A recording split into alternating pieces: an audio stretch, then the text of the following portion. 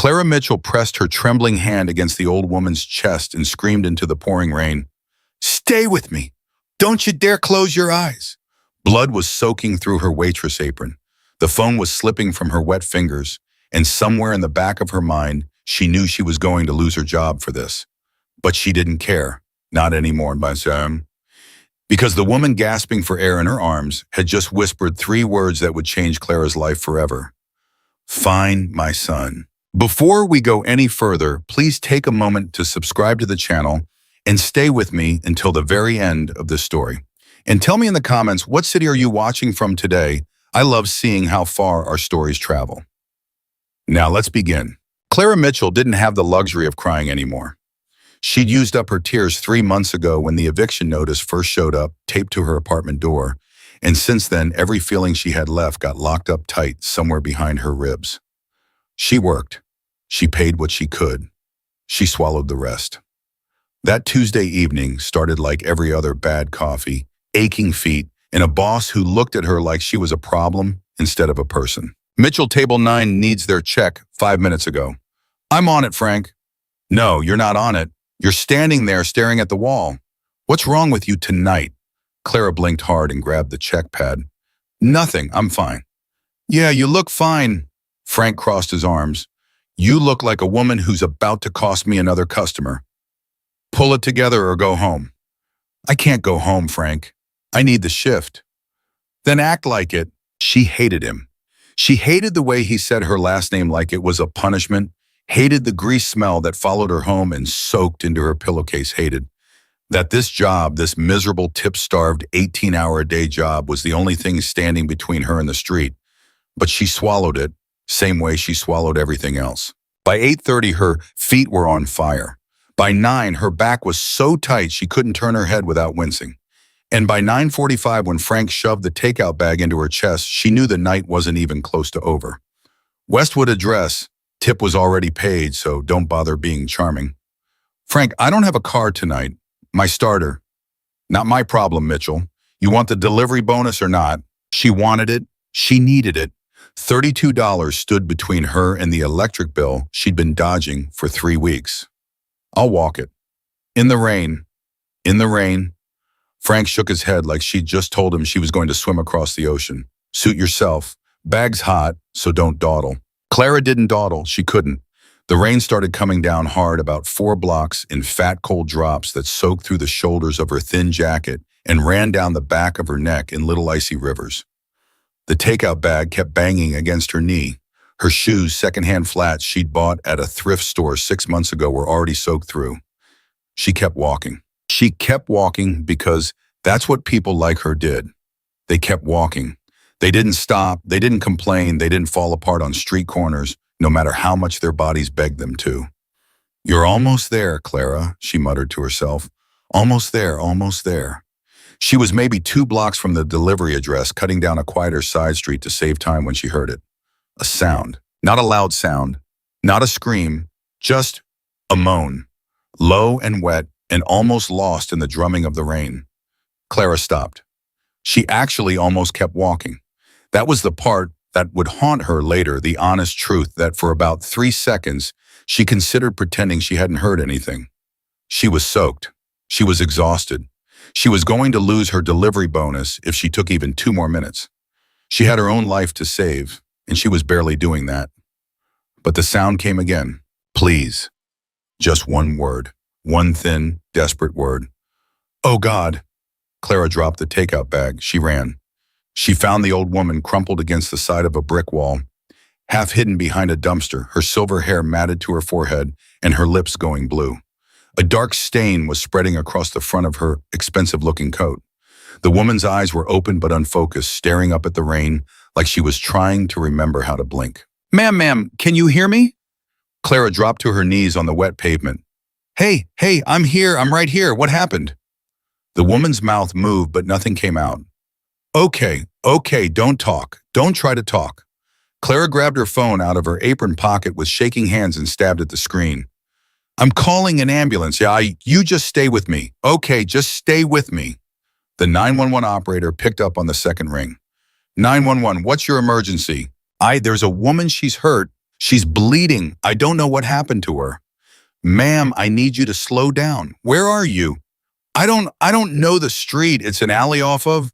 Clara looked up wildly, rain streaming into her eyes, and off of Maple between 14th and 15th. Please, she's bleeding bad. Her lips are blue. She's, stay on the line with me. An ambulance is on the way. Is she conscious? Barely. Ma'am, can you squeeze my hand? The old woman's fingers twitched. Yes, yes, she squeezed. She's awake. She's with me. Just hurry, please, hurry. What's your name, ma'am? Clara Mitchell. I was just delivering food. I heard her. I won him. Clara, you're doing great. Keep her warm. Keep her talking if you can. Clara shrugged out of her soaked jacket and laid it over the old woman's chest. It was barely warmer than the rain, but it was something. She pressed her own hands over the dark stain on the coat, not even sure if that was the right thing to do, just needing to do something. Ma'am, you hear that help is coming. You just stay with me, okay? What's your name? Can you tell me your name? The old woman's eyes flickered toward her, focused just for a second. Elisa. Elisa, that's a beautiful name. Clara was crying now and she hadn't even realized it. I'm Clara. Hi, Elisa. Hi. You're going to be okay. You hear me? You're going to be just fine. Cold. I know, sweetheart, I know. Help is coming, just a few more minutes. Alyssa's hand lifted slow trembling and gripped Clara's wrist with surprising strength. Find. What, honey, what do you need? Find my son. Your son? Okay, where is he? Do you have a phone I can call him? But Alyssa's eyes were sliding closed again. No. Alyssa, stay with me. Clara shook her gently. Come on, open your eyes. Open your eyes for me. In the distance, finally, the wail of a siren. They're coming, Alyssa. They're coming. You just hang on. The paramedics came screaming around the corner less than a minute later, and suddenly Clara was being pushed out of the way, and there were hands and voices and flashlights, and someone was asking her questions she couldn't even hear. And Elisa was being lifted onto a stretcher with her silver hair falling back and her eyes still closed. And Clara just stood there in the rain in her soaked waitress uniform, holding a soggy takeout bag and watching a stranger she'd known for less than 10 minutes disappear into the back of an ambulance. Ma'am, a paramedic said. Ma'am, are you hurt? Clara looked down. Her hands were red. Her apron was red. The front of her shirt was red. It's not mine, she whispered. It's not mine. Ma'am, did you see what happened? No, I heard her. I just heard her. The paramedic studied her face for a long second. You might have saved her life, you know that. Clara didn't know what to say to that. She just nodded. And then the ambulance was gone, and the rain was still falling, and she was still 57 minutes late on her delivery. Frank was waiting for her when she finally limped back into the diner, and the look on his face could have stripped paint. 45 minutes, Mitchell. 45. Do you know what the customer said to me on the phone? Frank, I bow. Tell your girl to never work in this town again. That's what he said. He said, hey, are you listening to me? There was a woman. I don't care if there was the Queen of England. Mitchell, you had one job. She was dying, Frank. Frank stopped. He looked at her, really looked at her for maybe the first time all night, at the blood on her apron, at the way her hands were shaking, at the rain still dripping from her hair. Jesus, he said quietly. I called an ambulance. I stayed with her. I didn't know what else to do. Okay, Mitchell. He rubbed his face. Go home. Go clean up. I need the shift, Frank. I need the delivery bonus. Clara, you're covered in blood. Please. He looked at her for a long moment. Then he sighed the sigh of a man who knew he was about to do something he'd regret. Go home. I'll pay you for the full shift. Just go, okay, go sleep. Come back tomorrow.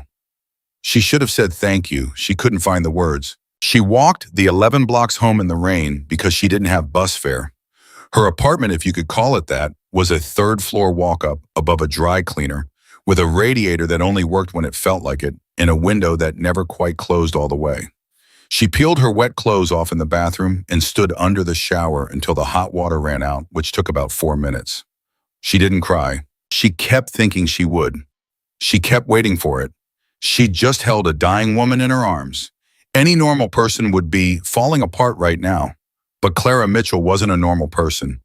Clara Mitchell was a woman who'd learned a long time ago that tears didn't pay the rent, and sitting on the bathroom floor feeling sorry for yourself didn't make the electric bill go away.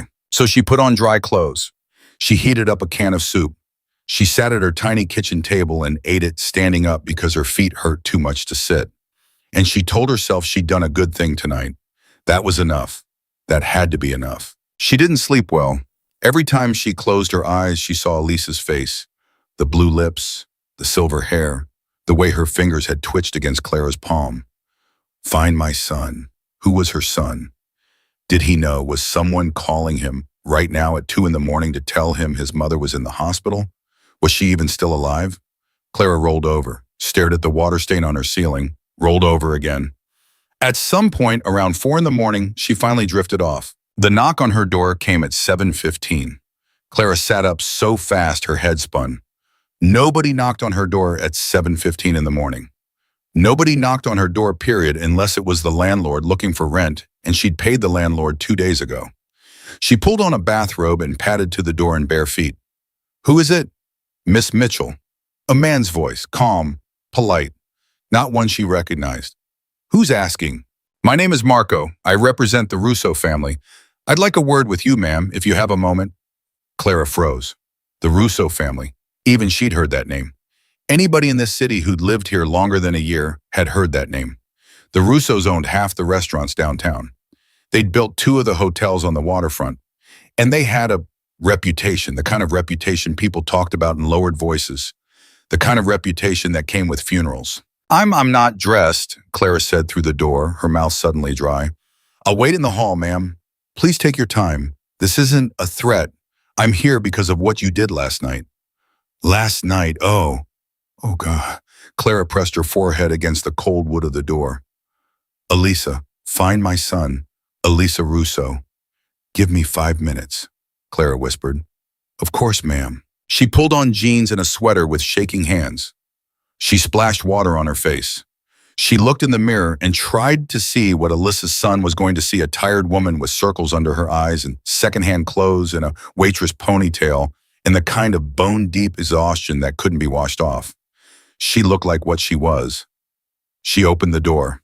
The man standing in her hallway wasn't what she expected. He wasn't big. He wasn't scary. He was maybe 60 with gray hair neatly combed back, a tailored black coat, and the kind of calm, patient eyes that made you feel like whatever you said he had already heard it before. Miss Mitchell, thank you for seeing me. Is she? Clara's voice caught. Is she alive? Something softened in Marco's face. Yes, ma'am, Mrs. Russo is alive. She's in stable condition at St. Vincent's. The doctors say that if you hadn't found her when you did, if you hadn't called when you did, she would not have survived the night. Clara reached out and grabbed the doorframe. Her knees almost gave out. Oh, thank God. Oh, thank God. May I come in, Miss Mitchell? Yes, please come in. Her apartment was tiny and cold, and she hadn't had time to pick up the soup can from last night, and suddenly she was painfully aware of all of it, owing this man in his expensive coat standing in her one-room life. But Marco didn't seem to notice. Or if he did, he was too polite to show it. He sat on the edge of her couch. She sat across from him on the wobbly kitchen chair. The family, Marco said carefully, would like to express their gratitude. It was nothing. Anyone would have. No, ma'am. His voice didn't rise, but something in it got firmer. Anyone would not have. 3 people walked past that alley before you did. The security cameras show it. Clara felt something cold slide down her spine. What? 3 people, Miss Mitchell. One was on his phone. One saw her and kept walking. One stopped, looked, and also kept walking. You are the only person who stopped. I didn't know. I know you didn't know. Marco leaned forward slightly. That's what makes it matter. He reached into his coat pocket and took out an envelope. A thick one. He set it on the coffee table between them. Clara stared at it. What is that? Mrs. Russo instructed me to bring it to you. It's $10,000. The floor dropped out from under her. I can't. You can. No, I don't want money. I didn't do it for money. Miss Mitchell. Marco's voice was very gentle now, and somehow that made it worse. I know you didn't do it for money. That's precisely why Mrs. Russo insisted. She said, and I quote, she didn't want anything from me, so she gets everything. Clara's mouth opened, closed. I can't take that. You can and you will because it would insult Mrs. Russo if you refused. Do you understand me? Clara stared at the envelope like it was a live snake. $10,000. $10,000 meant rent paid through the end of the year. It meant the electric bill. It meant the dentist appointment she'd been putting off for 2 years because her back molar was starting to wake her up at night. It meant groceries that weren't ramen. It meant not lying awake at 3 in the morning doing math in her head. $10,000 from the Russo family. What's the catch? Clara whispered. Marco smiled just a little. It was the first real smile he'd shown her. Smart girl. That's what Mrs. Russo said you'd ask. Then what is it? There's no catch with this envelope, Miss Mitchell. This is a thank you, but... He hesitated. The family would like to extend another offer. Separate from this, a job offer. A job. Yes. With the Russo family. Yes, ma'am. Clara almost laughed. It came out a little strangled. Marco, I appreciate this. I do. But I'm a waitress. I've been a waitress for 9 years. I don't know what a family like yours could possibly want me to do. You'd be surprised, Miss Mitchell. I'd be terrified. Marco's expression didn't change. Mrs. Russo has asked me to tell you this specifically. She said you may say no. She said if you say no, this envelope is still yours. She said, but before you say no, please agree to meet her son. Once, for coffee, nothing more. Her son, Clara said slowly, Giovanni Russo. Even the name sent something cold crawling up her arms. I don't think that's a good idea, Marco. I understand. I really don't think... He's already downstairs, Miss Mitchell. Clara's head snapped up. What? Marco's face was apologetic but not surprised. He's waiting in the car. He has been waiting since 6. Since 6? He wanted to come up himself. I asked him not to. I told him it would frighten you. So he's waiting. Marco stood slowly brushing invisible lint from his coat. Miss Mitchell, this is your choice. You can stay right here. You can keep the envelope. You can never see any of us again. And I give you my word on my life that no one from this family will ever bother you again. He paused at the door. Or you can come downstairs, and you can meet the man whose mother is alive because of you. Clara sat there frozen, her hands wrapped around her own elbows like she was trying to hold herself together. $10,000 on her coffee table. A Mafia Don's son in a car downstairs. A waitress job that was one more bad shift away from costing her everything. Her mother's voice from 10 years ago, the last thing she'd said before the cancer took her Clara baby when life gives you a door. Don't you ever be too proud to walk through it. Clara stood up. Her knees were shaking so hard she could barely feel her feet. Give me 10 minutes to get dressed, she said. Marco nodded once calm as Sunday morning. I'll let him know. He closed the door behind him, and Clara Mitchell stood alone in the middle of her apartment, staring at an envelope full of more money than she'd ever held in her life, and understood with a clarity that felt almost like falling that the woman she used to be had died the second she'd stopped in that alley. And the woman who was about to walk downstairs was someone she hadn't met yet. Clara stood in the middle of her apartment for maybe 30 seconds after Marco closed the door before her legs finally decided to work again. Her hands were shaking. Not a little. A lot. The kind of shaking she hadn't done since her mother's funeral. She pulled open her closet and stared at it like the answer was going to jump out and introduce itself. Okay. Think, Clara. Think. She didn't have anything nice. She had waitress clothes. She had one pair of jeans without a hole in the knee. She had a blouse she'd bought for a job interview 4 years ago that still had the tag on it because she'd never actually gotten the job.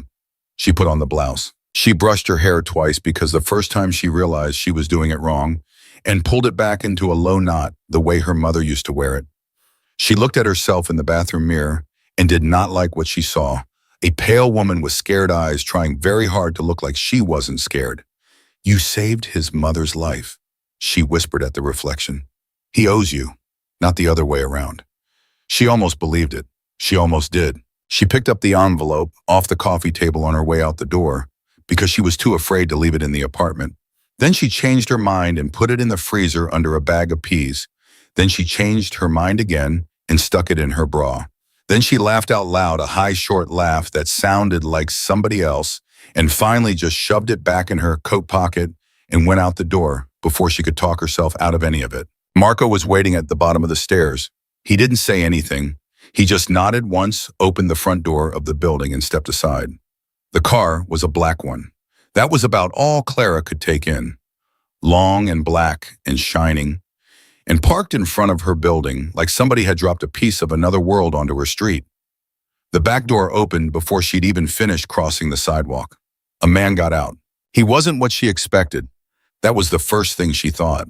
He wasn't big, wasn't bulky, wasn't wearing a gold chain or sunglasses or any of the things the movies had prepared her for. He was tall, lean, maybe 40, in a dark gray coat that looked like it had cost more than her rent. His hair was black with just a little gray at the temples. His eyes were the kind of eyes that didn't blink enough. "Miss Mitchell." "Mr. Russo." "Giovanni, please." "I'd rather not." That made him pause, just for a second. Then something almost like a smile touched the corner of his mouth. "All right, Mr. Russo then." He gestured at the open car door. "May I? Where are we going?" "To see my mother. She's awake. She wants to meet you." Clara's heart did a strange thing. It lifted and dropped at the same time. She's really awake. 2 hours ago, the first word she said was your name. Clara's hand flew to her mouth. She remembered. She remembered everything. Giovanni's voice did something then, softened, just a little. She said there was a girl in the rain. She said the girl's name was Clara. She said the girl held her hand and would not let go. Clara got in the car. She didn't remember deciding to. She just got in. Giovanni slid in beside her. The door closed with a soft, heavy thunk, the kind of sound expensive cars made. Marco was already in the front seat. Neither of them said anything as the car pulled away from the curb. Clara kept her hands tight in her lap. "Miss Mitchell," Giovanni said after a minute, "may I ask you something?" "Yes." "Why did you stop?" She turned her head. "What?" "Last night. In the alley. Why did you stop?" "Marco says 3 people walked by. I have watched the video myself. 3 people. One was a young man. One was a woman carrying groceries. One was a man in a suit. All 3 saw her. All 3 kept walking." His voice stayed very level. "You were soaking wet. You were carrying a delivery. You were late. Why did you stop?" Clara opened her mouth and discovered she didn't have a ready answer.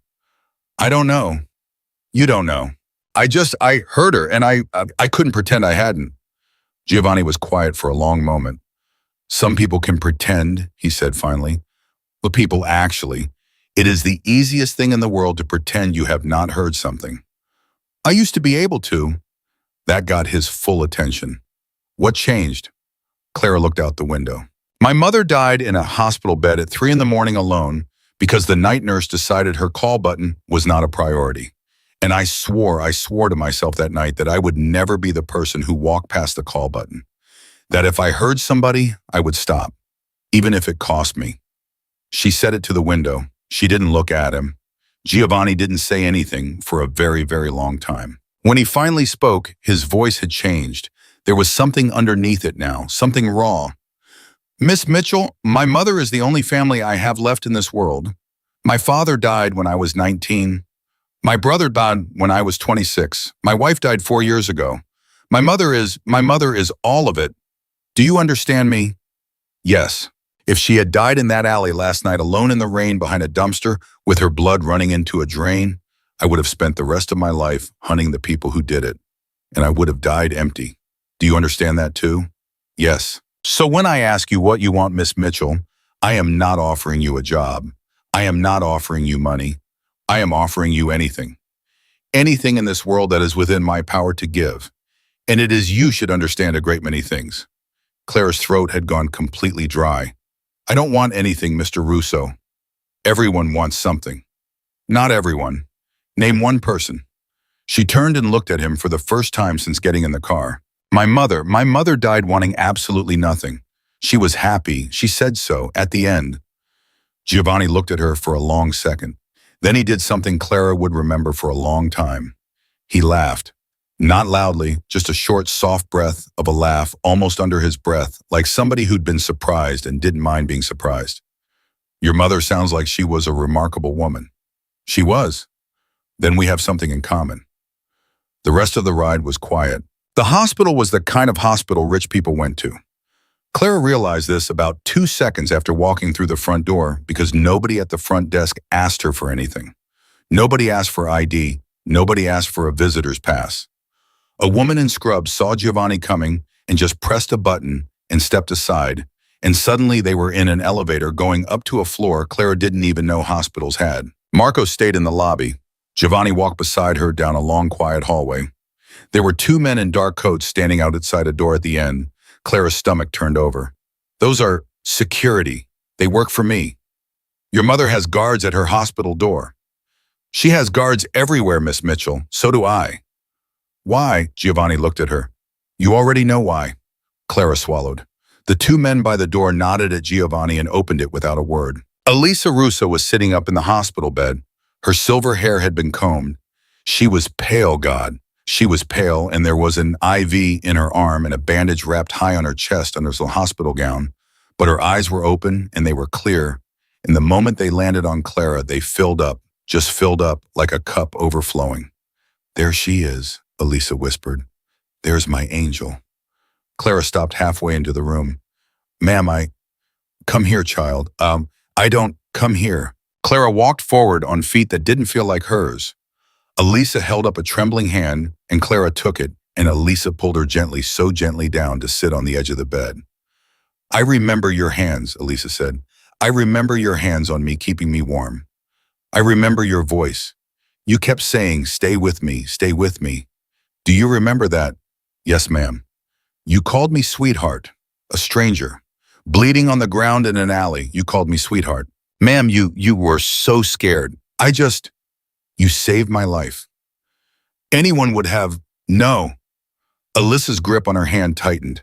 Listen to me, child. Look at me. Look at me. Anyone would not have. I have lived 73 years in this world. I have met a great many people. Very few of them would have stopped.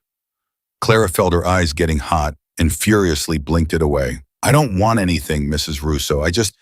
I wanted to know you were okay, that's all. I know you don't want anything. Elisa smiled a small, tired smile. Giovanni told me you tried to refuse the envelope. That is why you get everything. Didn't Marco tell you? He told me. Good, then we have an understanding. Mrs. Russo. Elisa. Elisa, I don't belong in your world. I'm a waitress. I'm a nobody. Elisa squeezed her hand again. Harder this time. Her eyes sharpened, and for just a second, Clara got a glimpse of who this woman had been before the alley, someone you did not argue with. Child, listen to me very carefully. You are not a nobody. You are the reason I am going to see my grandchildren grow up. You are the reason my son is not planning a funeral today. You are an answered prayer. Do you understand what I am telling you? Clara couldn't speak. Now, Elisa said, settling back against the pillows, we are going to have a conversation, a woman-to-woman conversation, and my son is going to step outside for it. Giovanni didn't move. Mama. Out, Giovanni. Mama, the doctor said I needed rest. I'm resting. Out. Giovanni looked at Clara, looked at his mother, sighed the sigh of a grown man who had lost this argument his entire life, and walked out. The door clicked shut. Elisa watched the door for a second, then turned back to Clara, and her voice dropped. Clara, honey, I need to tell you something, and I need you to listen, and I need you not to say a word until I'm finished. Can you do that? Yes. I was not mugged last night. The world tilted. Clara opened her mouth. Elisa held up one finger. Not a word, I told you. Clara closed her mouth. I was not mugged. I was shot. I was shot by somebody who was trying to kill me. And the reason I was in that alley, the reason I was away from my driver, the reason I was alone is because I was meeting someone, a man I have known for 40 years, a man I trusted. Alyssa's voice did not shake. Not once. He was the one who arranged the meeting. He was the one who told me to come alone. He was the one who was waiting for me.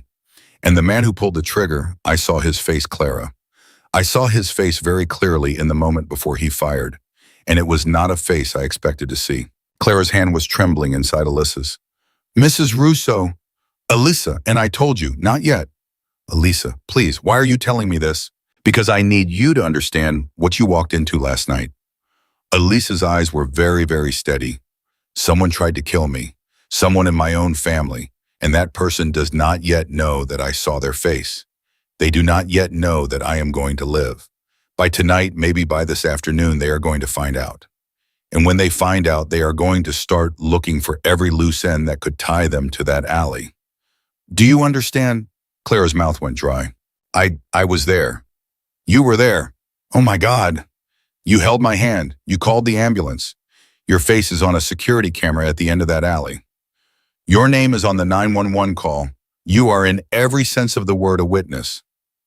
I didn't see anything. They don't know that. Clara tried to pull her hand back. Elisa held on. Look at me, child. Look at me. I am not telling you this to frighten you. I am telling you this because you deserve to know. And because, and this is very important, I am going to protect you. I can't, Mrs. Russo, I can't. You can, because you have no choice. Because the moment you stopped in that alley, you made a choice. You did not know you were making it, but you made it, and I will be in your debt until the day I die. And I pay my debts, Clara. I pay my debts. I know. Alyssa's hand finally eased. I know you don't want.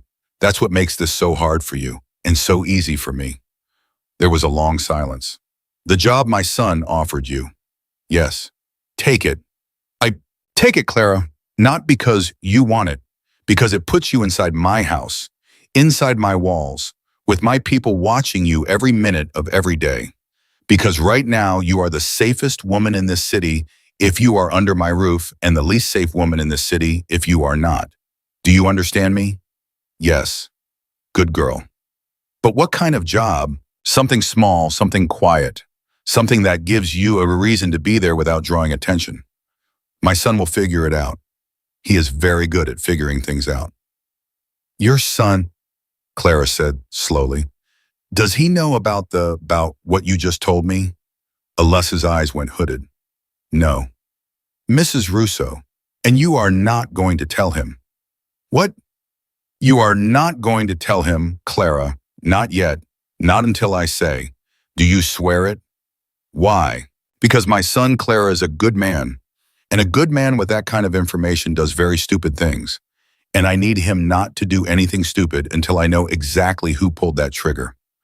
Do you understand? Okay. I'm Mrs. Russo. I barely know either of you. I can't swear it. Elisa's hand was on hers again. And Clara, who had come to this hospital to say thank you and good luck and never see these people again, looked into the eyes of a dying woman who had come back to life in her arms and heard herself say, I swear. Good girl. Elisa finally let go of her hand, sank back into the pillows, closed her eyes for a second, like the whole conversation had cost her more than she was letting on. Tell Giovanni to come back in. Clara stood up on legs that barely worked. She walked to the door. She put her hand on the handle, and then she stopped. Alyssa. The man in the alley, the one who pulled the trigger. Yes. Who was he? Elisa's eyes opened. For the first time, Clara saw something in them that was not warmth. Something old and cold and very, very patient. My nephew, Elisa said quietly. My sister's boy, the one I raised like my own son after she died. A pause. Giovanni's cousin. Giovanni's best friend in this world. The one person in this family Giovanni would walk through fire for. Clara's hand slid off the door handle. Now you understand, Elisa whispered, why you can't tell him yet. Clara opened the door with a hand that did not feel like hers. Giovanni was leaning against the wall across the hallway, arms crossed, staring at nothing. He turned the second he heard the door. His eyes flicked to her face and stayed there a beat too long. You're pale. I'm fine. Miss Mitchell. I'm fine, Mr. Russo, really. She's tired. She wants you back in there. He didn't move. He just looked at her. That steady, unblinking way he had of looking like he was waiting for a crack to show. What did she say to you? She thanked me. For an hour. She had a lot to thank me for. A muscle shifted in his jaw. He almost pushed it. Clara could see him deciding right there in the hallway whether to push it. And then she watched him choose, for whatever private reason of his own, to let it go.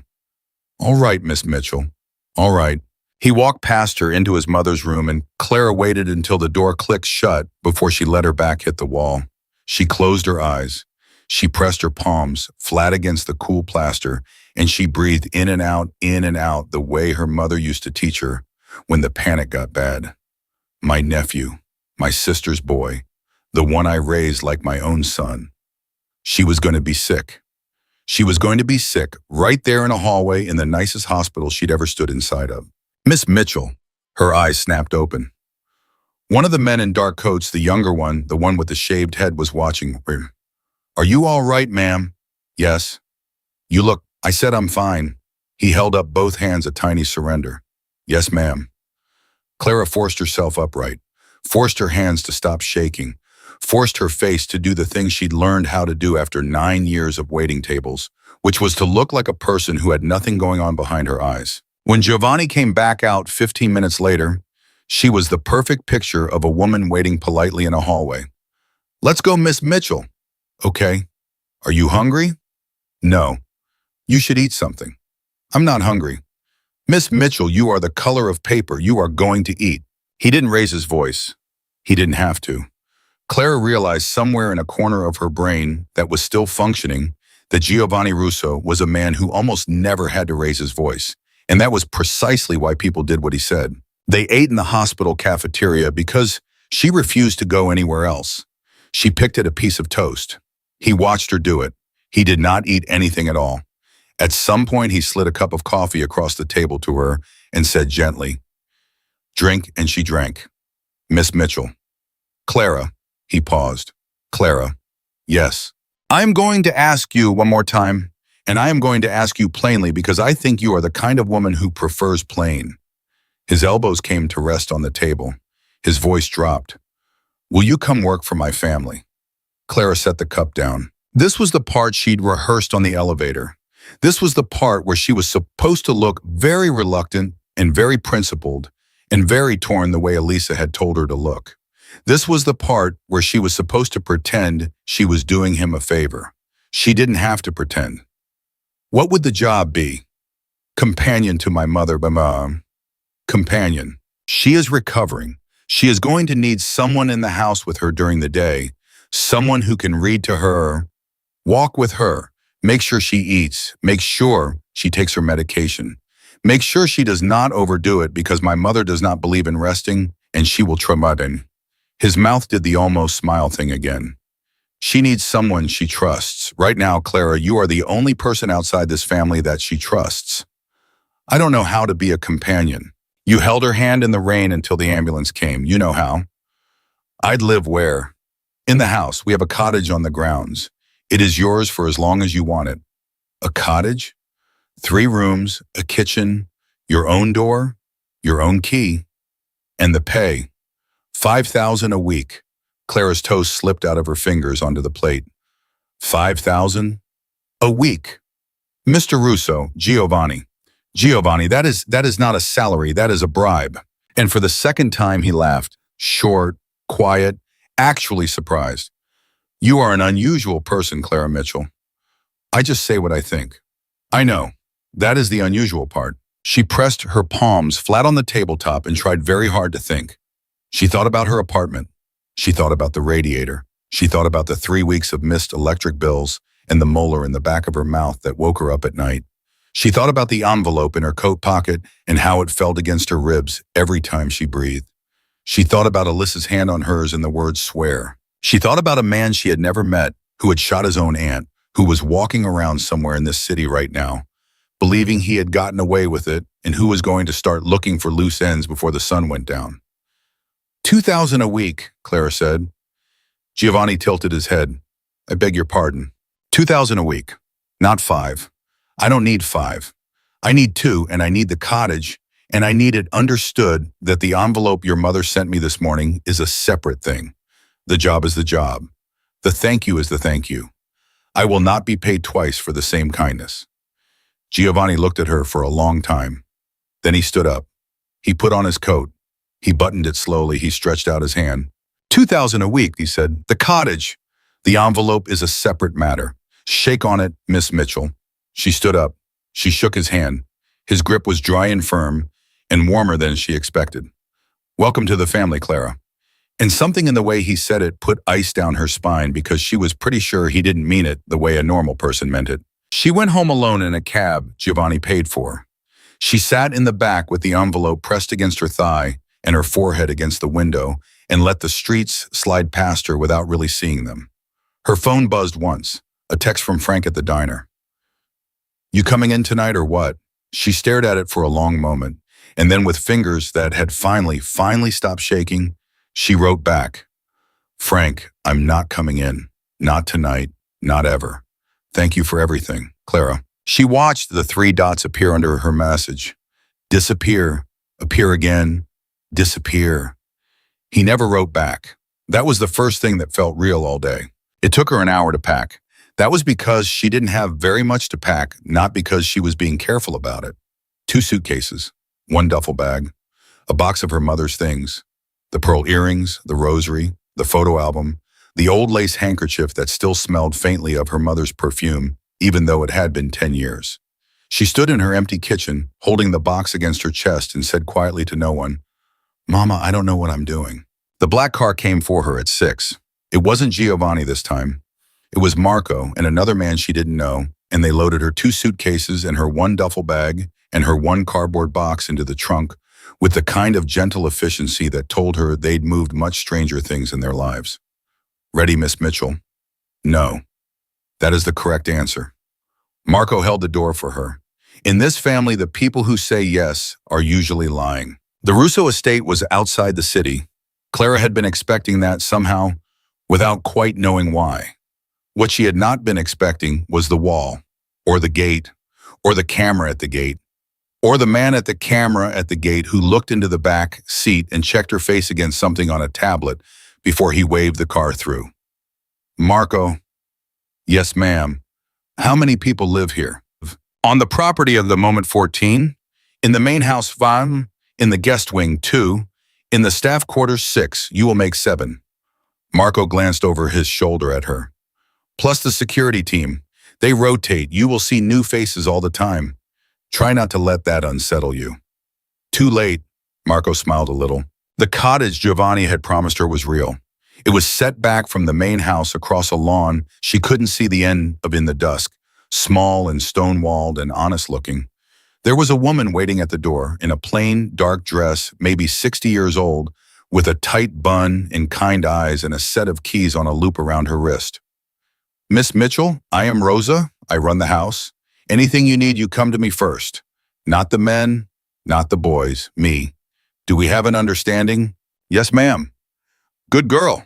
Clara almost laughed. She'd been called good girl twice in one day by 2 separate women with the same grip of iron in their voices, and she was starting to suspect this was simply how women in the Russo family spoke. Rosa walked her through the cottage, the kitchen, the bedroom with real sheets and a real quilt, the bathroom with hot water that came out of the tap immediately.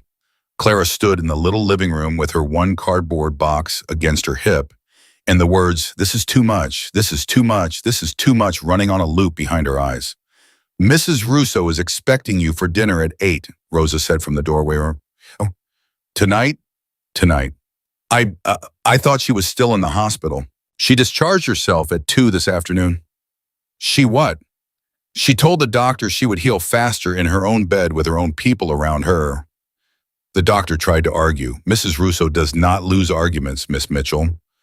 You'll learn. Rosa paused at the door. Wear something nice, or wear what you have. She won't care either way, but the family will be there, all of them. And you should know that before you walk in. All of them. All of them. Rosa closed the door behind her, and Clara sat down very slowly on the edge of the bed and pressed the heels of her hands into her eyes. All of them, which meant him, which meant the man with the face Alyssa had seen in the last second before he pulled the trigger. She sat there until she couldn't sit anymore. Then she washed her face. She put on the blouse again because it was the nicest thing she owned. She pulled her hair back. She looked at herself in the bathroom mirror and said out loud, you do not know You do not know anything. You are a waitress. You saved a woman in the rain, that is all you are. That is all they see. She walked across the lawn at 10 minutes to 8 with Rosa at her elbow and her stomach in a fist. The main house was warm inside, low lights, the smell of something with garlic and rosemary. Somewhere music, something soft with strings, old and Italian, the kind of music Clara's grandfather used to play on Sunday afternoons. Rosa walked her down a hallway lined with portraits and stopped outside a set of double doors. Miss Mitchell, one last thing. Yes, in this house you watch your face, always. In this house, what you feel on the inside does not live on the outside. Do you understand me? Clara's blood went cold. Yes. Rosa looked at her for a second longer than she needed to, and then she pushed the doors open. The dining room was long. The table was longer. There were 6 people at it, and they all looked up when the doors opened and Clara's eyes went to Elisa first. Elisa at the head of the table in a dark green robe, a shawl around her shoulders, her silver hair brushed out, and then her eyes went around the table the way they had to, one face at a time, the way a woman being introduced to a room full of strangers did. A woman in her 40s, severe, beautiful, sharp-eyed, Giovanni's sister maybe, a man next to her, husband probably, mild-faced, quiet, 2 teenagers, a boy and a girl, scrolling their phones under the table, Giovanni at Elisa's right hand and at Elisa's left hand, a man maybe 38, dark hair, easy smile, the kind of face that made people like him on sight. He was already half standing, pushing his chair back, coming around the table toward her, before she'd even crossed the threshold. You must be Clara. His voice was warm. His smile was warm. He was holding out his hand. I'm Matteo. I'm Giovanni's cousin. Clara's body did something very strange. It kept moving. Her legs kept walking. Her mouth kept smiling. Her hand came up and found his hand and shook it. Her voice came out of her throat and said, "Nice to meet you, Matteo," in exactly the pleasant, soft tone she had used on 10,000 diner customers in over 9 years of waiting tables. She did it all on autopilot. She did it without any input from her brain at all, because her brain at that exact moment was locked up entirely screaming one long, unbroken scream. Matteo's hand was warm. Matteo's hand was the hand that had pointed a gun at the woman sitting 10 feet away from her. Matteo was still smiling. "My aunt has been talking about you all afternoon," he said. "She says you're an angel. She says God sent you.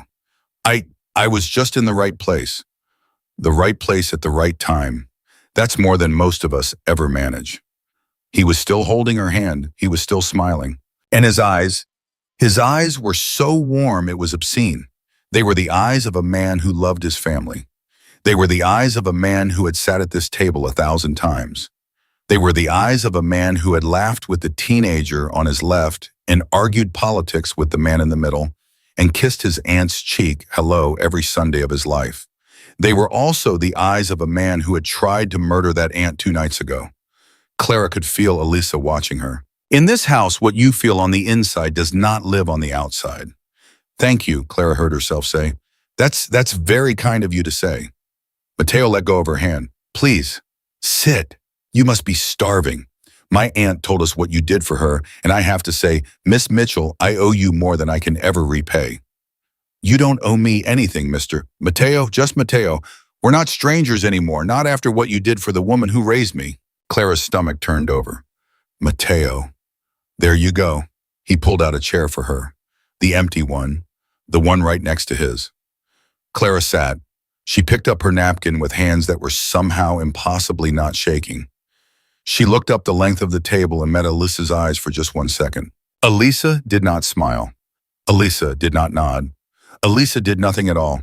She just looked at Clara with those clear, patient, ancient eyes, and Clara understood in that look exactly what Elisa was telling her. This is how we survive, child. We sit at the table, we eat the food, we pass the bread, and we wait. Across the table, the sharp-eyed woman was watching Clara too, closely. She'd set her wine glass down. She was not pretending to be polite.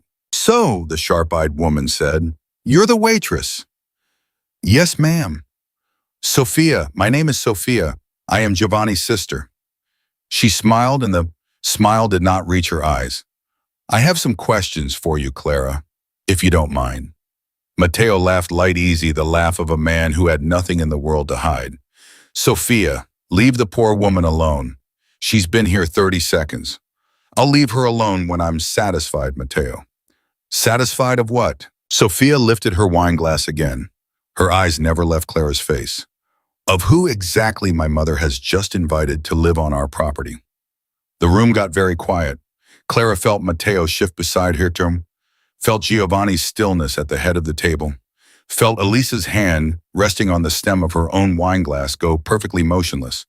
Sophia smiled again, and this time it was a real smile, a slow and patient and dangerous smile. So Clara Mitchell, she said, tell us about yourself. Start at the beginning, and do try not to leave anything out. Clara set her napkin very carefully in her lap. She had exactly 3 seconds to decide who she was going to be for the rest of the night, and she used all of them. I don't mind at all, Sophia. Good. Ask me anything. That made Sophia's eyebrow lift just a quarter of an inch. She had not expected agreement. She had expected a flinch. All right, Sophia leaned back. Where are you from, Clara? Pittsburgh, originally. My mother moved us here when I was 12, and your father left when I was 3. I don't remember him. And your mother died 10 years ago, cancer. Sophia tilted her head. Siblings? None. Husband? No. Children? No. Boyfriend? No. So you are completely alone in the world. It was not a question. It was a conclusion, and Sophia set it on the table like a card she was waiting to see Clara try to pick up. Yes, ma'am, I am. That's convenient. Sophia, Alyssa's voice from the head of the table. Low, warning. Mama, I am asking questions. That is all. You are asking them with teeth. I am asking them because a stranger is about to live on our property, and no one else in this room seems to find that strange. She is not a stranger, Sophia. She is the reason I am sitting at this table. She is a stranger who found you in an alley at the exact right moment on the exact right night, and I, for one, would like to know how. Clara kept her hands very still in her lap. Mateo beside her shifted forward. Sophia, come on. You're being rude. I'm being careful, Mateo. There is a difference. You're being rude. She can handle a few questions. Can't you, Clara? I can handle them, yes. See? Sophia lifted her wine glass. She can handle them. Clara took a slow breath. She could feel the eyes of every single person at this table on her face, and the one face she could not look at was Mateo's, because Mateo was the one she was the most afraid of. So she looked at Sophia instead. Sophia, I understand what you're doing. If my mother had just been shot in an alley, I would be asking the same questions. So please, ask. That did it. Sophia set her wine glass down slowly. The teenagers looked up from their phones. The quiet husband put down his fork. Even Giovanni at the head of the table shifted very slightly in his chair, because Clara had said shot, and nobody at this table had told Clara that Elisa had been shot. The papers were saying mugging. The hospital was saying assault. Everybody in the room, Clara realized a half-second too late, had been told to say mugging, including her. Nobody had ever used the word shot in front of her, except Elisa, in the hospital, in private. Clara's stomach dropped into her shoes. Sophia's eyes narrowed. Shot. I'm sorry, I assumed. The story, Sophia said slowly, is that she was mugged. Yes, of course. There was so much blood, I just assumed. Mateo's hand, which had been relaxed on the tablecloth, curled into a loose fist. Just a little, just enough that Clara sitting next to him saw it. She was dead. She was dead at this table. And then Elisa spoke. Sophia, I told her. The table went still. You told her. In the hospital, this morning, I told her what happened to me because she saved my life, and she deserved to know, and because she is going to be living in this house, and she deserved to know what kind of house she was walking into. Mama. I told her Sophia. Sophia's jaw worked. She looked at her mother. She looked at Clara. She looked back at her mother.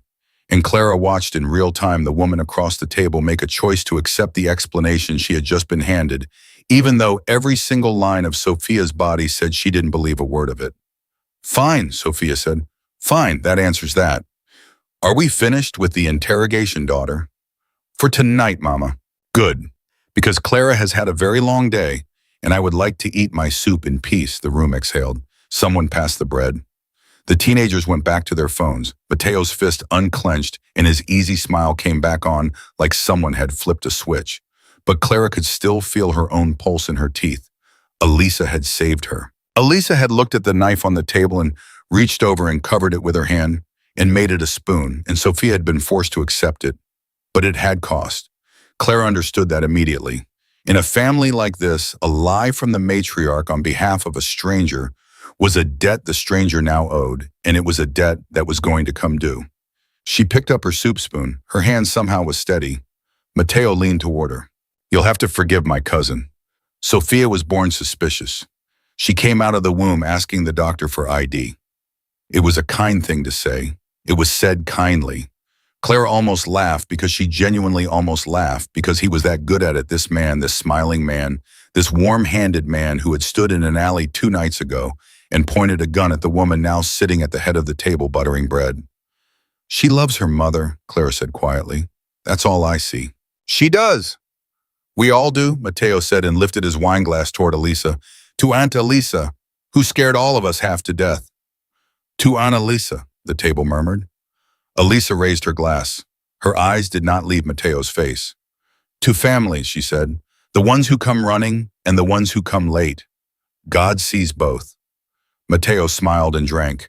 Clara's throat locked. She got through the rest of the dinner the way she'd gotten through the worst shifts at the diner, by putting her body on autopilot and sending her mind somewhere else. She answered questions when asked. She laughed politely when jokes were made. She complimented Rosa's cooking. She did not once, not even by accident, let her eyes linger on Mateo. At 9:30, Elisa set her spoon down. "I am tired," she announced. "I am going upstairs." Everyone stood up at once. That was not a coincidence. Clara stood too, a half-second late, and watched a family of powerful and dangerous people fall into a perfectly rehearsed choreography of caring for the woman they all in their own separate ways worshipped. Giovanni at her right elbow, Sophia at her left, Mateo holding the chair, the quiet husband gathering the shawl. Elisa waved them all off. "Giovanni, walk me up. The rest of you finish your wine." She stopped beside Clara's chair on the way out. Her hand, thin, translucent, spotted with age, rested briefly on Clara's shoulder. "Tomorrow morning, my sitting room, 9 o'clock. We will begin." "Yes, ma'am." Elisa leaned down just a fraction, and her voice dropped low enough that only Clara could hear. "You did very well, child." Then she was gone, Giovanni at her side, and Clara was alone at a table full of people who did not fully trust her, and one man who, given half a reason, would put her in the ground. She did not stay for the wine. "I should go," she said to the table, to no one in particular.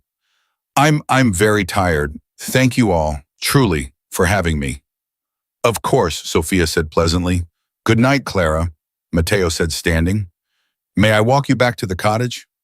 "Oh, no, thank you. I can find it." "It's dark out, please." "It's nothing." "Mateo, really, I insist." His voice was warm and his eyes were warm, and Clara understood with a cold certainty that went all the way to her bones that she was not going to be allowed to refuse him without making a problem out of it. "That's very kind of you." "It's nothing." He offered his arm. Clara did not take it. She smiled. She gestured at the door. She said, "After you," in her best waitress voice, and she walked 2 steps behind him the whole way through the hallway and out the front door of the main house and down the stone path toward her cottage, because walking behind him was the only way she could keep her hands out of his reach. He noticed. Of course he noticed. "You're nervous, Clara. It's been a long day." "I would imagine.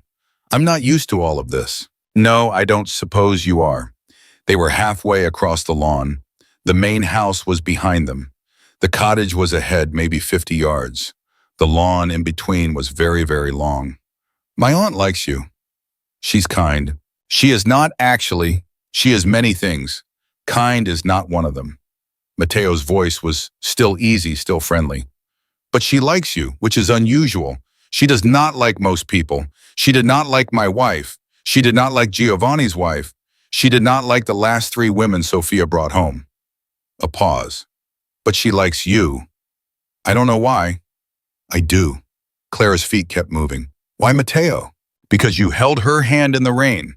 And Elisa Russo is a woman who remembers who was there in the rain. They were 20 yards from the cottage. Matteo slowed down.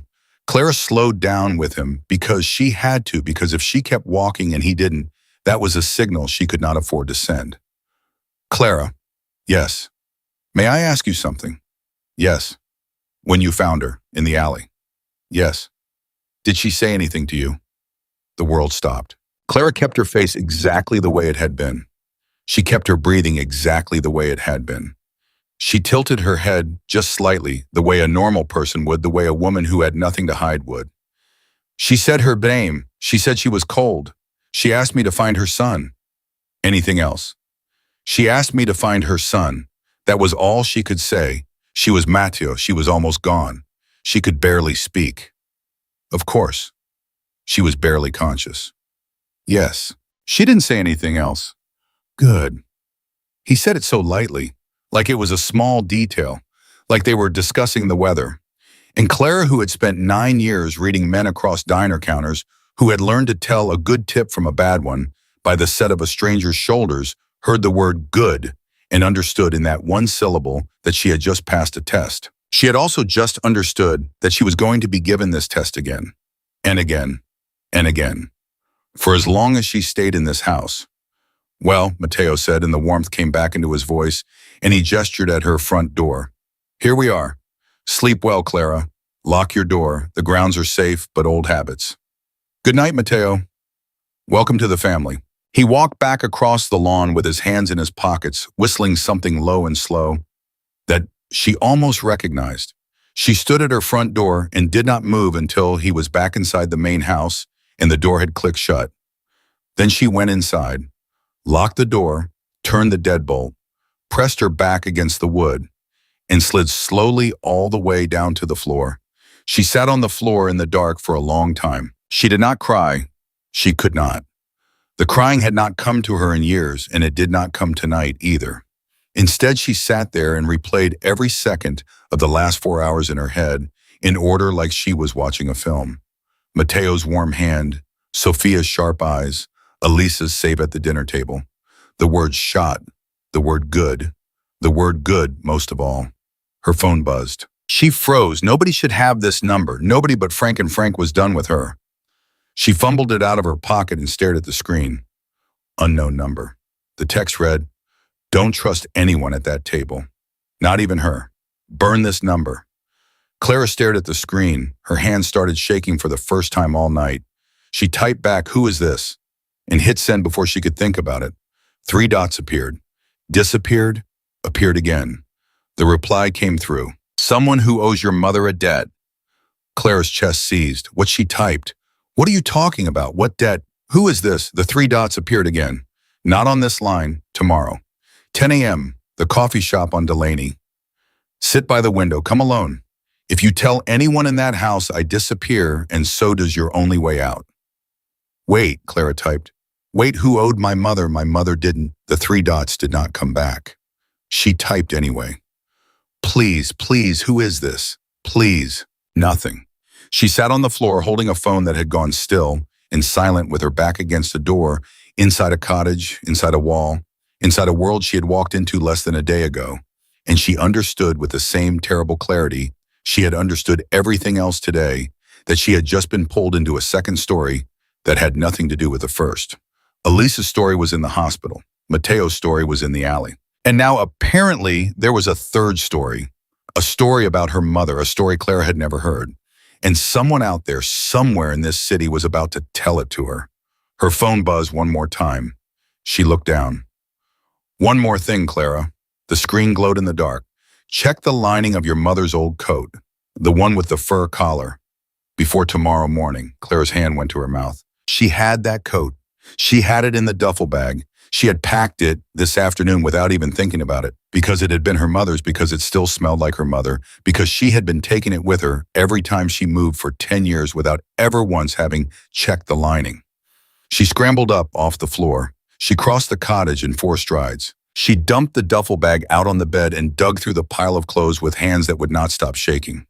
Pajamas, sweaters, the photo album, the rosary, the handkerchief, the coat, her mother's old coat. Navy wool fur collar, 3 big buttons. The coat her mother had worn to church every Sunday for 20 years. The coat Clara had kept because it was the only thing left in the world that still faintly smelled the way her mother used to smell. She laid it on the bed with her palms flat. She ran her hands down the lining. Halfway down on the left side, just under the pocket, she felt it. Something stiff, something flat, something sewn into the lining so carefully that she had held this coat 1,000 times without ever once noticing it was there. Clara's throat closed. She got a knife from the kitchen. She came back. She sat down on the bed with her mother's coat across her lap, and with the tip of the blade very carefully, she cut the stitches on the inside of the lining. She reached in, she pulled it out. It was an envelope, a small one, yellowed with age. No name on the front. She opened it. There was a single sheet of paper inside, folded twice. And when Clara unfolded it with fingers that were numb all the way down to the bone, the first word she saw was her own name, written in her mother's handwriting.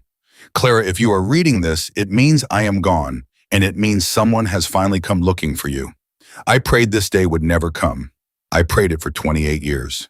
Baby, I need you to listen to me now. Clara could not read the rest. Not yet. Her eyes had filled up completely for the first time since the rain, and the letters on the page were swimming, and her mother's handwriting was right there in her hands after 10 years. 10 years of silence, 10 years of an empty house, and the woman she had been this morning was completely and finally gone. Somewhere across the lawn in the main house, a light went out in an upstairs window. Clara wiped her eyes with the back of her wrist, and she began to read. Clara read it once, then she read it twice. Then she read it a third time with her hand pressed against her mouth because her mother's voice was coming off the page in full sentences, the way her mother used to speak in the kitchen on Sunday mornings, and it was almost more than Clara could stand. Clara, if you are reading this, it means I am gone, and it means someone has finally come looking for you. I prayed this day would never come. I prayed it for 28 years. Baby, I need you to listen to me now. Your father was not a man who left. Your father was a man who was taken. His name was Daniel Conti. He worked for a family in this city, a family whose name you know because everybody in this city knows it. The Russos. He worked for Elisa Russo's husband. He was his driver and he was his friend. And on a Tuesday night in October of the year you turned 3, he was killed in a car on a bridge by the same man who is now hunting me. I ran, Clara. I took you and I ran. I changed our names. I moved us to Pittsburgh. I worked 3 jobs. I never went home. I never told you. And I never ever let you meet Elisa Russo because Elisa loved your father like he was her own son. And if she had known where you were, she would have come for you, and that would have painted a target on your back for the rest of your life. His name is Matteo. He was 19 years old when he killed your father on that bridge. He is the reason we ran. He is the reason you grew up without a father. And if you are reading this letter, it means he has found you, baby. Listen to me. You are not a waitress. You are Daniel Conti's daughter. And in the Russo family, that means something. Find Elisa. Put this letter in her hand. She will know what to do. She has been waiting for you for 28 years. I love you. I loved you every day. I am sorry I lied. I did it to keep you alive. Mama Clara sat on the edge of the bed with the letter in her hands and did not move for a long, long time. Her father had a name. Her father had a name. Daniel Conti had a name, and he had been driving a car, and he had been murdered on a bridge by a 19-year-old boy, and that boy had grown up into a man who had smiled at her across a dinner table 2 hours ago and asked her what Elisa said in the alley. Clara stood up. She did not shake. She did not cry. Something in her had gone very quiet, the way a room goes quiet right before a glass falls off a table. She folded the letter. She put it in the inside pocket of her mother's coat. She put the coat on. She checked the lock on the door. She checked the windows. She turned off every light in the cottage. Then she sat down in the dark in the chair facing the door, and she waited for morning. She did not sleep. She did not need to. At 5 minutes to 9, she walked across the lawn to the main house with her mother's coat buttoned to the throat and the letter against her heart. Rosa met her at the front door. Mrs. Russo is in the sitting room, Miss Mitchell. She's been up since 6, she said with Rosa. Yes. Is Matteo in the house?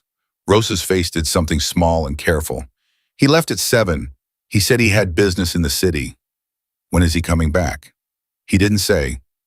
Rosa, I need you to tell me something, and I need you to tell me truly, and I need you to understand that how you answer is going to change what happens in this house today. Rosa, who had run this house for 30 years, who had served 3 generations of Russos, looked Clara full in the face and did not blink. Ask, child. Do you know who my father was? The silence was very long. Yes, Rosa said softly. I know who your father was. How long have you known?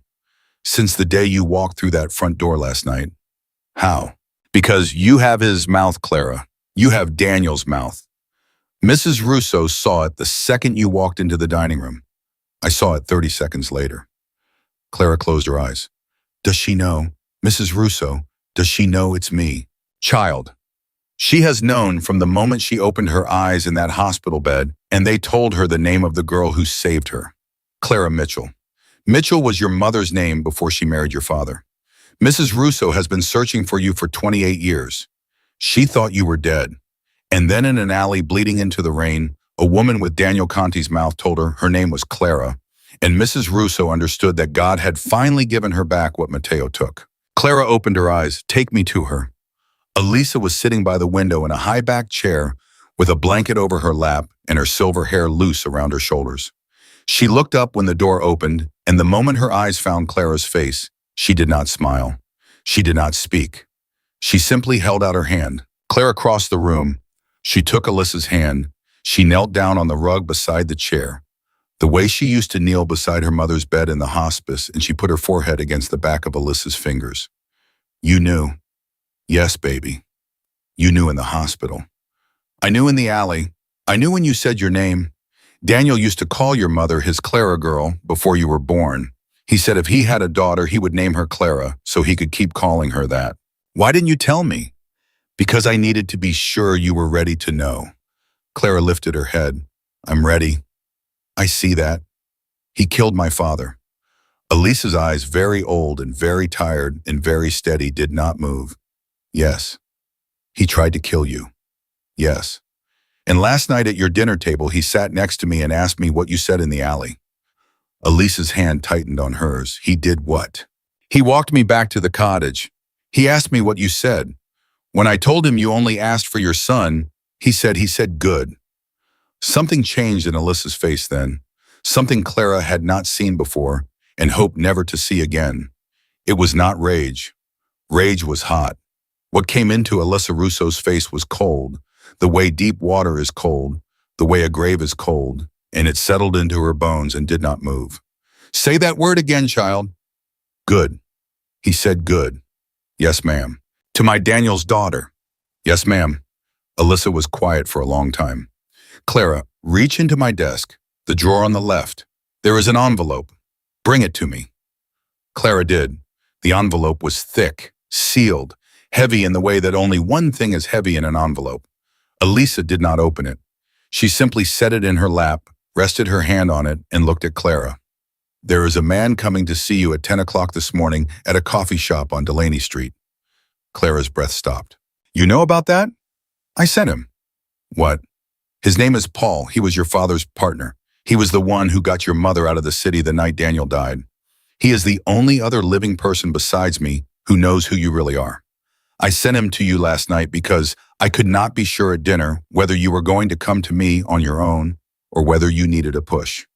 I am old Clara. I do not have time to wait on miracles. He texted me. Yes. He told me to check the coat. I told him to because I remember your mother sewing that letter in. I was there. I held your hand while your mother cried over the stitches. Alyssa's voice did not waver. That was the last time I saw you, baby. You were 3. You had a gap in your front teeth. You fell asleep on my shoulder while your mother packed. Clara's hand flew to her mouth. I don't remember. I know you don't. I don't remember any of it. I do. I have remembered for 28 years. I have remembered every day. Clara pressed her face into Elisa's hand and finally after 10 years of drought, she cried. She cried the way a woman cries when she has been carrying a locked box for her whole life and someone has just handed her the key. She cried for her father. She cried for her mother. She cried for the 3-year-old girl who had fallen asleep on this woman's shoulder and grown up believing she was alone in the world. And Elisa Russo, matriarch survivor, the most dangerous woman in the city, put her other hand on the top of Clara's head and held her like a grandmother holding a child. Shh, shh, baby, you're home now. You're home, Sawama. When Clara could breathe again, she sat back on her heels. Elisa, yes. What's in the envelope? Elisa slid it across the little table between them. Open it. Clara opened it. Inside was a single photograph, black and white. A young woman in a summer dress with a baby on her hip, laughing at something off camera. Beside her stood a young man in a dark suit, clean-shaven, smiling down at the baby like the baby was the only thing in the world worth looking at. Clara's mother. Clara herself as a child. And her father, Daniel Conti. She was looking at her father's face for the first time in her entire life. Clara could not speak. Elisa said quietly, "He would be 61 this year. He would have been a grandfather by now if you had been allowed to have the life he wanted for you." He used to say, Clara, when you were still in your mother's belly, he used to say, "If it's a girl, Elisa, I want her to grow up not afraid of anything." Do you understand me, child? Not afraid of anything. That was what he wanted for you, go. Clara touched her father's face with the tip of one finger. Elisa. Yes, baby. Matteo. Yes. I want him. Elisa's eyes lifted and met hers, and for the first time that morning, Elisa Russo smiled. That is your right, she said. That has been your right for 28 years, and it will be done, Clara. Today. But you are going to do it my way. Do you understand, Tell me. Paul was waiting in the sitting room 20 minutes later, a big man in his 60s with gray hair and sad eyes and hands that had clearly been broken more than once in his life. He took one look at Clara's face and said, "You look just like him." And Clara said, I know. And they did not need to say anything else. By noon, the three of them had a plan. By 1 o'clock, Giovanni had been called in, and Elisa had told her son, her good, dangerous, grieving son, the truth about what had happened in the alley and who had pulled the trigger and what Matteo had said to Clara on the lawn last night. Clara watched a 40-year-old man cry without making a sound. He cried for a minute, maybe less. Then he wiped his face and he stood up and he said, "Tell me what you need, Mama." And Elisa said, "I need you to do nothing, Giovanni. I need you to sit at the table tonight and look at him like you love him, because Clara is going to do it." Mama. She is going to do it, Giovanni. This is her right, not yours. Mama, she's a waitress. She is Daniel Conti's daughter. Giovanni looked at Clara. He looked at her for a very long time, and then quietly he said, "Yes, she is." Dinner that night was at 8. The same table, the same people, the same wine. Rosa's hand shook a little as she served the soup, but her face was the face she'd worn for 30 years. Sophia was watching everybody with the sharp eyes of a woman who knew something was happening and could not yet name it. The teenagers had their phones. The quiet husband drank his wine. Matteo came in at 8:02 with an apology on his lips and a bottle of wine under his arm. "Aunt Alyssa, forgive me, I was delayed in the city." "Sit down, Matteo." "Yes, Aunt." He sat across from Clara. He smiled at her. "Clara, I hope you slept well." "I did, Matteo, thank you." "Did the cottage suit you?" "It was perfect." "I'm glad." Clara picked up her wine glass. Her hand was perfectly steady. Something her mother had said in the letter was running underneath her ribs now, a line she had read 100 times since midnight. Not afraid of anything. That was what he wanted for you. Matteo? Yes, Clara. "I want to ask you something." "Of course." "At dinner last night, you asked me what your aunt said to me in the alley." A tiny, tiny stillness at the edges of Matteo's face. A stillness nobody who didn't know what to look for would have seen.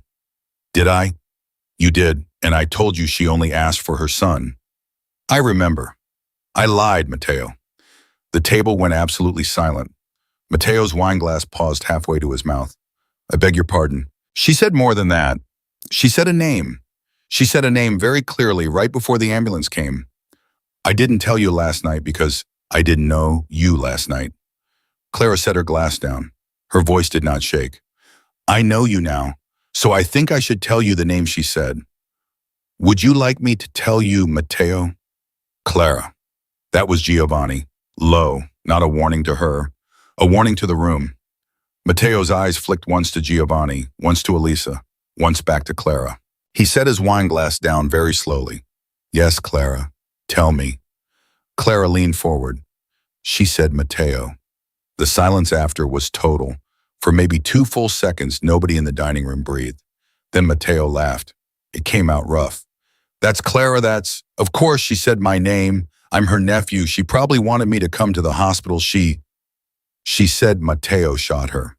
Clara, she said Matteo shot her, and she said she saw your face, and she said you were the one she was meeting in the alley, and she said you were the one who set her up, and she told me all of it last night in the hospital before she ever let you in the room.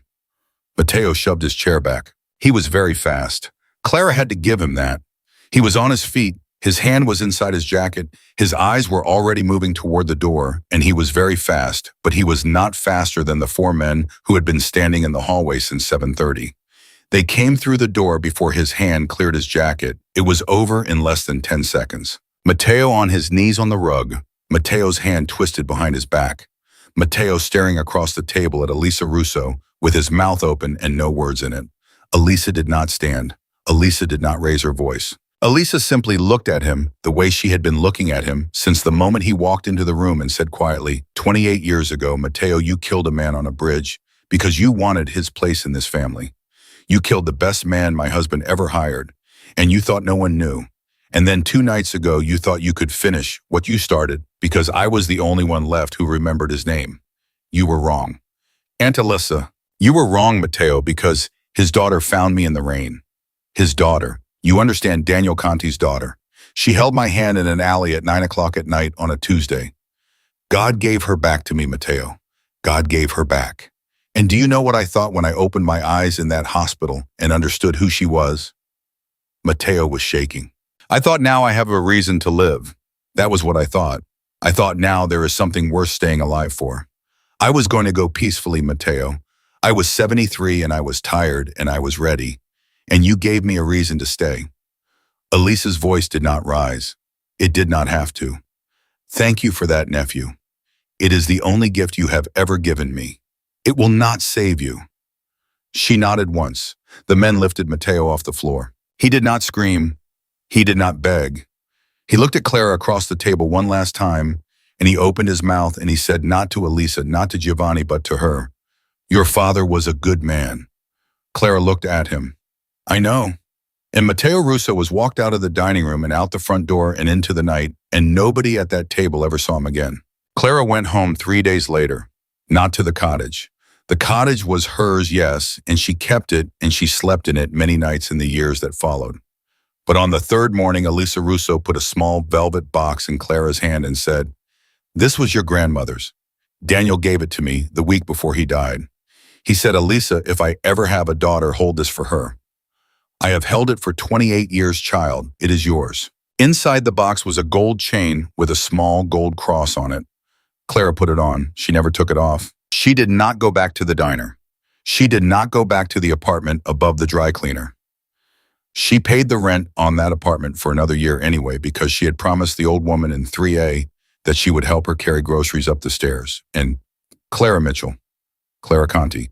Really though, she kept the Mitchell because her mother had given it to her, and her mother had earned it was a woman who kept her promises. She worked with Elisa every day for 4 more years until the old woman finally went to sleep one Sunday afternoon and did not wake up with Clara's hand in hers and Giovanni on the other side of the bed and the sun coming through the window. Elisa was ready. Elisa had been ready for a long time. Elisa had stayed for Clara, and Clara had known it, and the last thing Elisa said to her was, not afraid of anything, baby. You hear me? Not afraid of anything.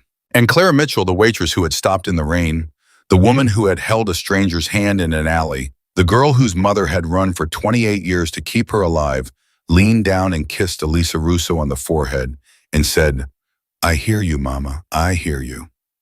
She had stopped in the rain, and the rain had given her back her name, her family, her father's face, her mother's voice, and a life she had not known was waiting for her.